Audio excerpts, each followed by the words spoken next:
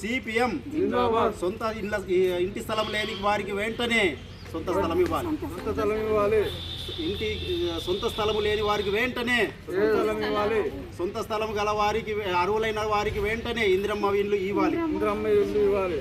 సొంత స్థలం గల వారికి వెంటనే సొంత స్థలం గారికి వెంటనే అర్హులైన వారికి అందరికీ అమలు చేయాలి. మాక్లూరు మండల తహసీల్దార్కి వినతి పత్రం ఇవ్వడం జరిగింది. ఇక్కడ వచ్చినటువంటి ఉద్దేశం ఏంటంటే గత ప్రభుత్వము 11 సంవత్సరాలు చేసి ప్రతి పేదవాడికి డబుల్ బెడ్రూమ్ ఇస్తామన్నది, కానీ అందరినీ ఆశగా మిగిలిపోయింది. ఎవరికి కూడా డబుల్ బెడ్రూమ్లు ఇవ్వడం లేదు. తిరిగి ఎక్కడైనా కిరాయికి ఉందామన్నా కానీ కిరాయి ఉంచుకునేటువంటి వారు అగరు ఇంటి స్థలం ఇల్లు లేనటువంటి వారు కిరాయికి ఉంటే కూడా మరణిస్తే ఆ శవాన్ని అప్పుడే కాల్ చేయని ఇంటి యజమానులు కూడా ఆ విధంగా సతాయిస్తూ ఉన్నటువంటి సందర్భం ఉన్నది.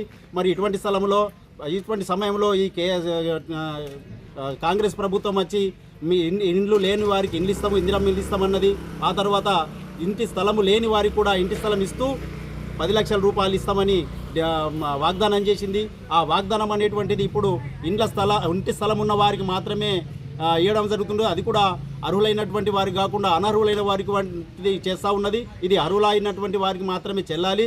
రెండవది ఏంటంటే ఇంటి స్థలం లేని వారికి 65 గజాలు ఇస్తూ వారికి ఇంటిని నిర్మించాలని ప్రభుత్వాన్ని డిమాండ్ చేస్తూ ఉన్నాం. సిపిఎం పార్టీగా ఈ కార్యక్రమాన్ని సరి అయినటువంటి పద్ధతిలో నియమించకపోతే ప్రభుత్వం మీద తిరగబడతామంటని, ఉద్యమానికి సిద్ధమవుతామంటని ప్రభుత్వాన్ని డిమాండ్ చేస్తూ ఉన్నాం.